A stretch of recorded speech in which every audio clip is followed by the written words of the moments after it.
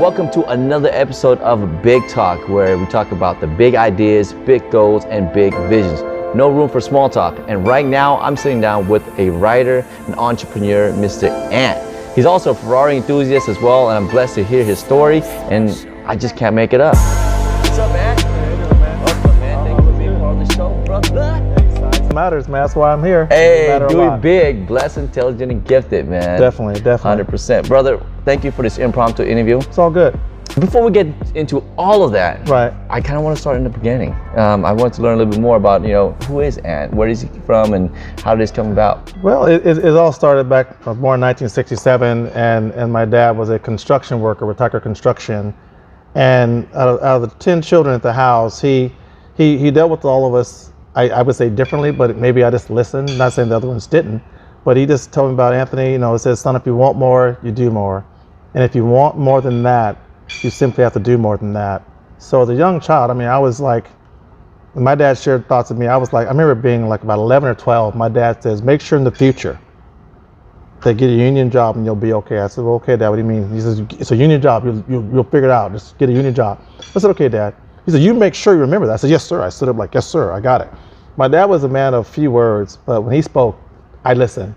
And he really meant that. So I was going to Grant High School, graduated in 1985, and I knew getting out of high school what was interesting for me, because when I was growing up, he taught us about wanting more and doing more. So I learned from different instruments to play different instruments. I ran track and field for Grant High School, and I was actually scouted to run track in Europe when I was 16. Wow. So I was an international sprinter at 16 coming out of Grant High School. People like, international sprinter? I said, yeah, I ran track in Paris, France, Brussels, Windsor, Amsterdam, Holland for about a month.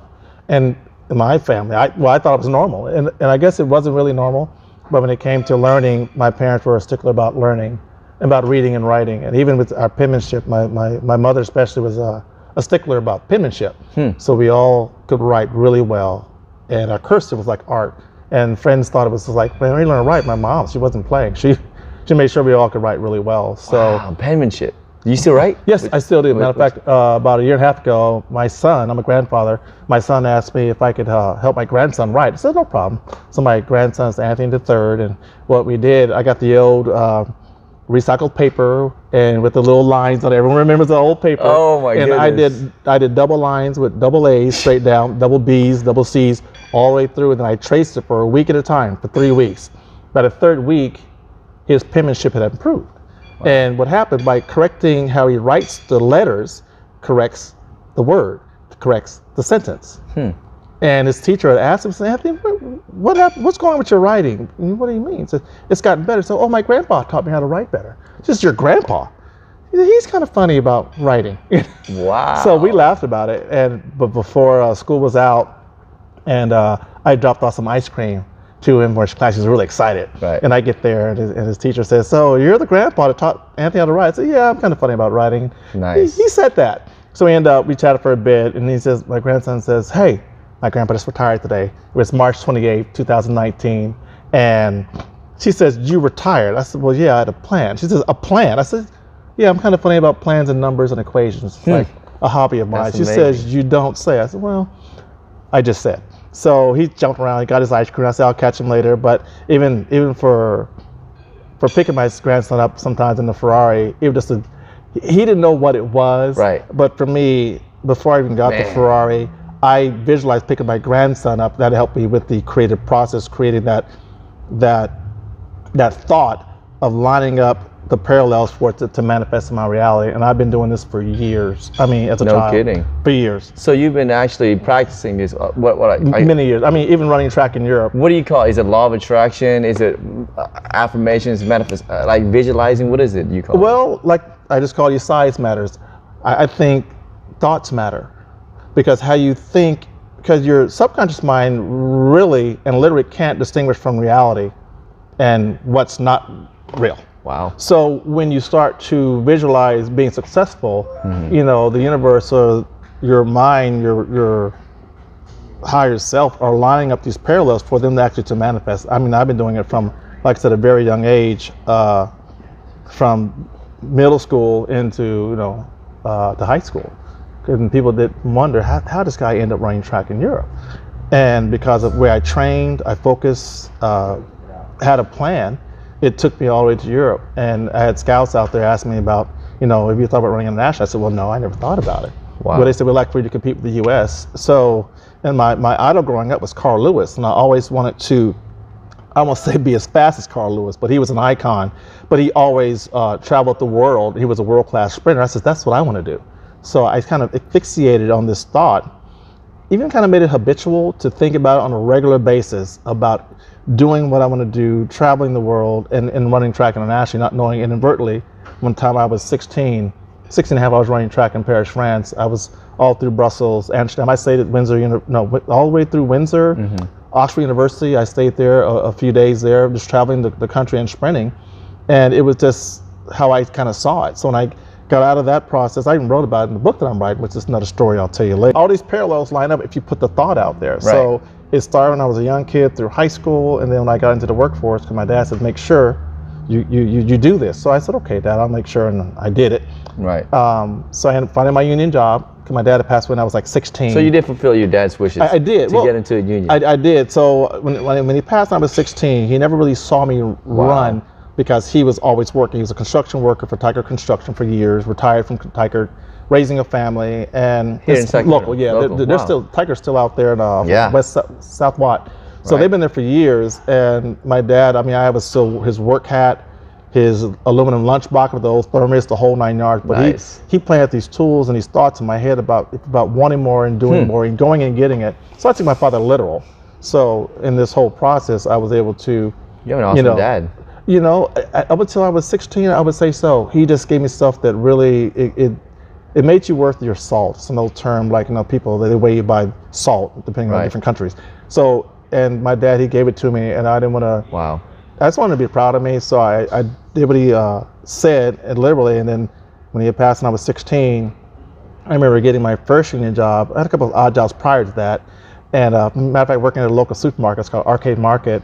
And the guy said, okay, I got 2 questions for you to get hired. And I said, what's that? And he says, I want you to be honest and don't steal. I says, you don't know my parents. He goes, what do you mean? I says, trust me, you don't know my parents. I'm ready to go. So I worked through high school, paid for my Letterman's jacket, paid for my class ring, because I didn't want to wait for it. So I have no problem working. So from, working at the local supermarket, learning those skills, customer service and sales and even some marketing, I got into a union job where I was actually able to utilize what I learned from that, from my parents and from the local supermarket about integrity. I worked in this dairy field for 29 years. And because of what my father told me, I had calculated the days, month, years to exactly in the future when I'd be able to retire. And I was only 1 day off. What day was that? March 28, 2019, 7:45. Why was it so important you chose that date?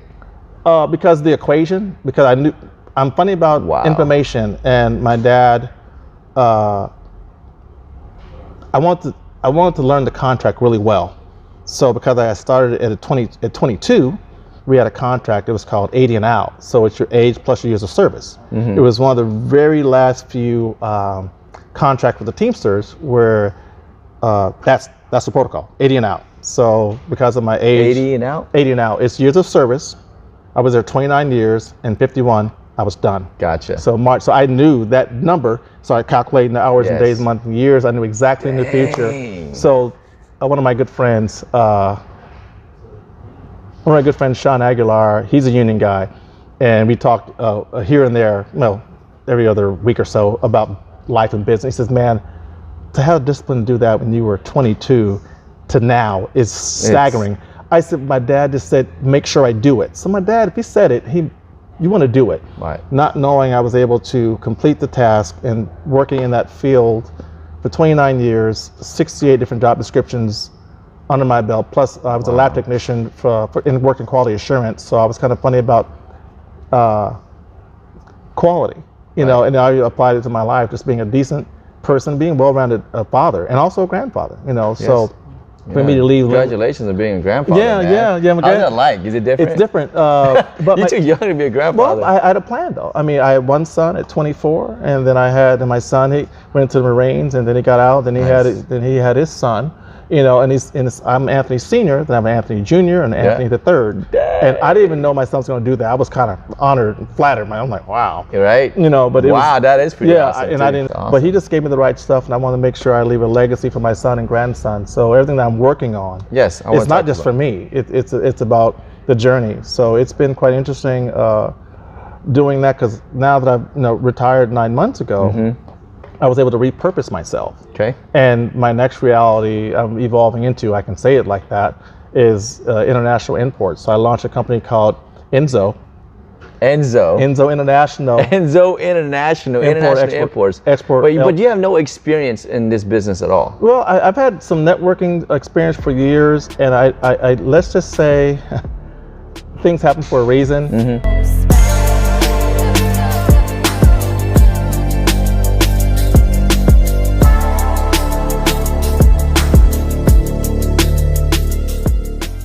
So the path I follow is what my father set out for me at a very young age. Following the path. Yes.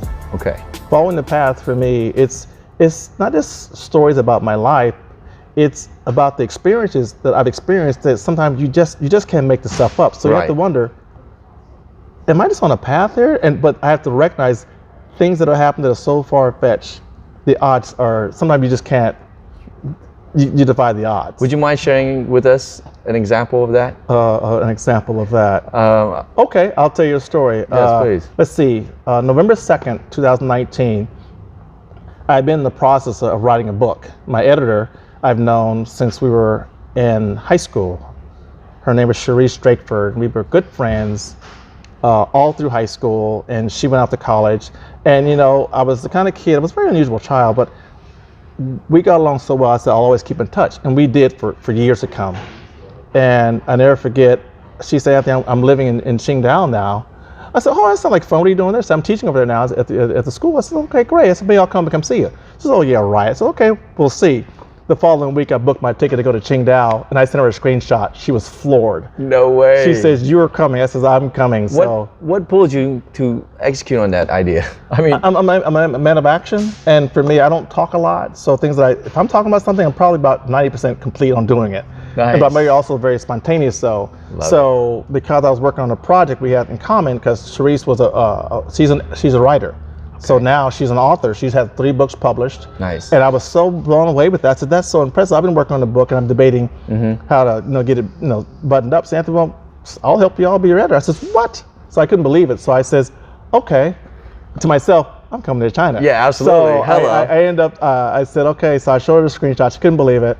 And I ended up flying to China and spent a couple of weeks there writing while she was teaching at school. And I was walking through the city. I even write about this. So the book I was writing about, it was such an amazing experience to see the things that I wrote about manifest.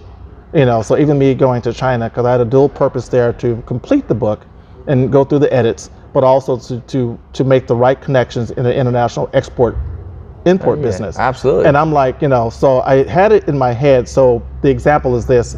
I remember vividly writing on Sunday about making this international connection in China. I didn't know how. Not knowing, I had dinner with Cherise and her good friend. He's from Africa, and he speaks fluent Mandarin Chinese and French like you wouldn't imagine. I'm sitting here staggered, like, really? I'm working on my Mandarin, but these guys, they've been living there for 7-8 years, and he's actually finished up his master's degree, and I think he's working on his doctorate now. Bright young man, 29 years old. I mean, he's doing it. I'm sitting there like gasping, like this guy's really doing it. Right. He said, let's get together on Wednesday. I said, okay, sounds good. So we end up get together on Wednesday. Took about a 15-mile subway ride to his part of China. So we end up getting together. I'm wearing this white fur coat. They're like, what are you wearing a fur coat for? I said, well, it's cold. I want to be warm. Yeah. And also wearing little windbreakers and they're cold in China. I'm like, I'm not doing that. So going back to going to dinner on that Wednesday night, because Sunday I had written about making these connections. And so I took the light rail ride or the subway ride across China about 20 minutes, well, maybe 20 miles away, give or take. And we were over there, so I was hanging out with her, I would say her godson, and his friend. And they said, well, you've been here before? I said, no, it's my first time over here, but I'm just, doing my thing. And we started talking a little bit about, the food. And we ended up going to an African restaurant in Qingdao, China. and his friend Frank owned it. I know, right? Interesting. His friend owned it, and we ended up going there. His name was Frank, and we had a good time. We ate, had a couple beers, and then later that night, about 1 in the morning, and they were talking upstairs in the lounge. I said, man, Anthony, so what are you really doing there? I said, well, actually, I'm finishing up the book I'm writing. And they said, okay, we heard about that. And interesting. I said, yeah, I would say so. Yeah. And I said, but actually what I'm working on is launching my international import-export business, and this is what I'm here for. I'm making these connections because I want to be able to export and import, commodities, minerals, what have you, Absolutely. goods in and out of the U.S. 100%. and even services. And they're like, what? And I'm like, what? They're like, do you know what we do for a living? I'm like, well, no, I didn't really ask you. And they both said, well, we noticed you didn't ask a lot of questions. I said, well, it's kind of personal. I'm not going to probe like I'm some tourist, so kind of funny. And they said, we actually do international import-export. I said, you're kidding me. Wow. So they were floored of what I said. The next sentence, I was floored of what they said. Yeah. And I said, well, I guess you have a United States connection, huh? So Exciting. the eerie part was this. I had wrote about that Sunday, and it manifested that Wednesday night at 1 in the morning. No kidding. And it was like, you can't make this stuff up. I mean, you just can't. Absolutely. I knew then, like I knew when I was younger, making these plans and setting goals, it's almost like I even wrote about a goal. It's called a super goal. And a super goal is a goal that if you asphyxiate your mind on what you really want to, I mean, something that's like out of the box. Mm-hmm. So my super goal was to buy my first Ferrari before I was 50. So on a union job. And I was a bachelor, right? I was just jokingly saying that people don't really buy cars, those type of cars, on a wage job, on hourly wages, because most people who actually buy these Ferraris, exotics and stuff like that, they own their own business. But for you to do that on a union job, Yeah. and buy a Ferrari, that's intense, like, discipline. Exactly. And that How? I had a plan. So I saved and I budgeted, and even I didn't write about it in the book. I set this goal. It was like, if I can achieve this goal, there's nothing I can't do. So I had even bought, there's a photo I have of myself, even before I got the car, I bought a leather Ferrari jacket that I wear. And Yeah, I seen it. Oh, It's okay. Dope. Yeah. It's dope. It's the blue one, right? The blue one, I have a black one with yellow lettering. You haven't seen that one okay. yet? I haven't seen that one. Yeah, but things happen for a reason. So it ends up, I set the goal, and I made sure that I had the jacket first to visualize it in my man cave. So I had it hanging up there, and I bought these yellow shoes. Cause one of my Ferrari to have yellow calipers, and I bought these yellow shoes to go with the black and yellow jacket. And I had this habitual thought about how to manifest this. And I knew it was coming. It wasn't even a question about that. I talked to my lender.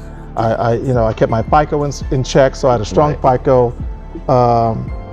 I had, with the bank, they would have 30% down, so I kept working to get that 30% down, and I said, I'm gonna make it happen. I said, if I gotta eat, a couple of hamburgers here or there instead of having shrimp every night, well, so be it.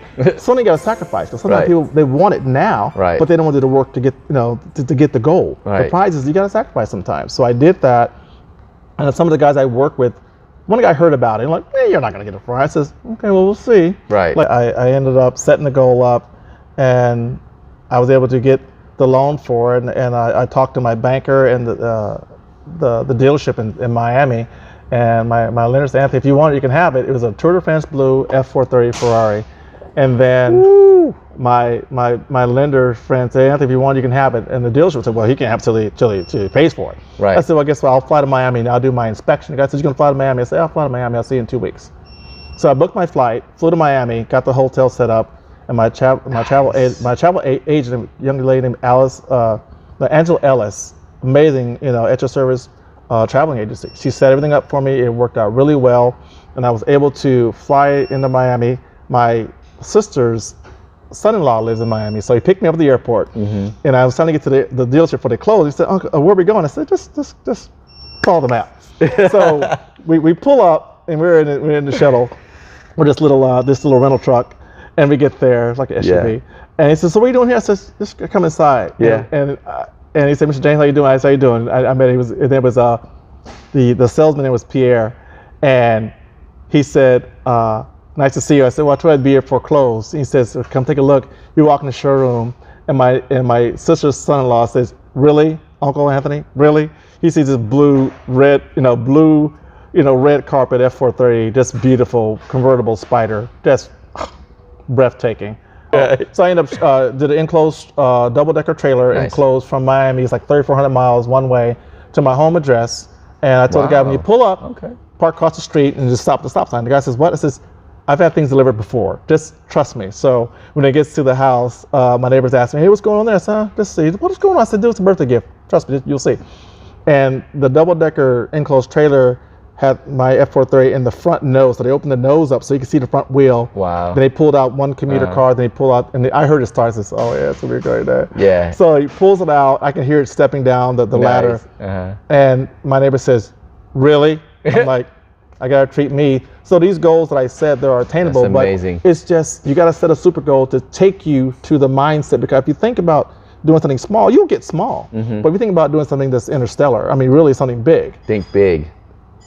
Dream big. Dream big. And depending how you set your ducks up in a row, they all can make a difference from just working hard and saving and budgeting, having a strong FICO score and keeping your nose clean. Right. You know, and when I got the vehicle, I had a hot rod party at my house, and I invited some of the guys from work. So a few came through, and I had my F430 parked in my neighbor's house in her garage for like 6 hours. And I said, I'll come by later. And she's like, oh, okay. She didn't know what it was. I'm kind of funny about it.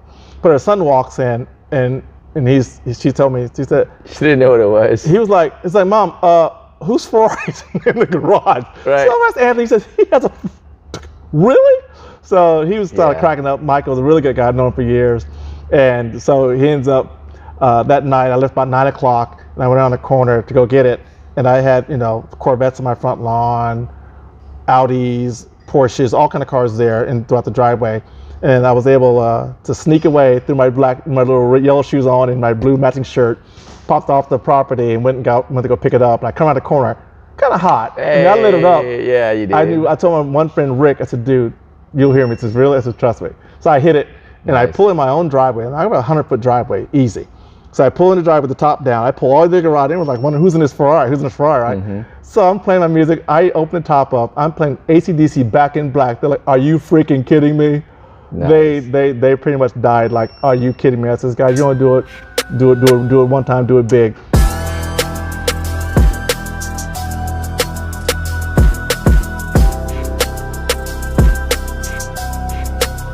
All of these things to say that, but just setting these super goals will take you to a place because you really want it. And then you tend to sort of just have a repetitive or habitual thought about it. And that really gets into your subconscious mind. And the things that you need to happen will happen. Like when I was in China, you know, making this connection, not knowing I needed one, not knowing when I wrote about it on Sunday, it went full circle on Wednesday, and that connection was made. And these photos that I have of the guys I met in China are in my living room. Wow. And I told them, you guys are, I mean, this isn't by chance. Right. You know, it's by design. So I'm on this path, and, you know, and even meeting you today, absolutely. I was almost going to keep going, and I run into you. I'm so happy that you did, and we got a chance to sit down and talk about this. Things happen for a reason, man. But, you know, and as I said, as I expand and grow, I'm all about sharing the love. It's not about the money and the greed. It's about the experience. So like I said, get your visa ready. So when we're flying somewhere, be Qingdao, China, or Dubai, or Africa, whether it be Liberia or Nigeria, or them both, it doesn't matter to me. Yeah. I mean, because if you're part of the process, part of the package, I mean, absolutely, I want to put it on my account or in the expense and make sure both of you guys get there. That's I would love to do that. Well, that's how I think. I mean, because I think we all can just achieve more together. You guys heard it's on camera, okay? Yeah, see this video. You can take it to the bank for sure. Thank you so much for your time. I'm looking forward to your book. Thank you for sharing your experience. Yeah. Everyone is following their own path. You have to dream big, right? You have to visualize big and talk big. So you guys, I want you to stay doing it big. That's being blessed, being intelligent, being gifted. I'm Size, my man Anthony. What's the name of the book one more time? It's called Following the Path, and Size Matters, trust me.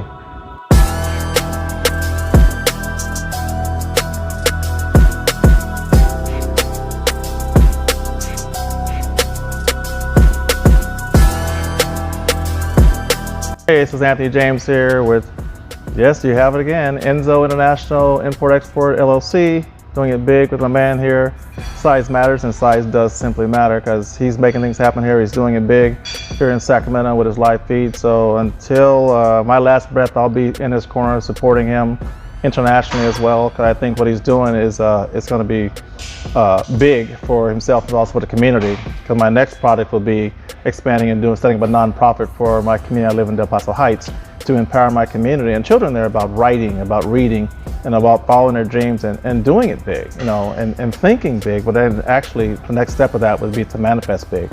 So when you see it, you really want to visualize it. Like, for example, if you want to do something, your goal you want to set that goal in your mirror. So when you brush your teeth every day, you see it every day. That habitual thought makes it more real to you, and then your reality will be affected because your mindset is being elevated.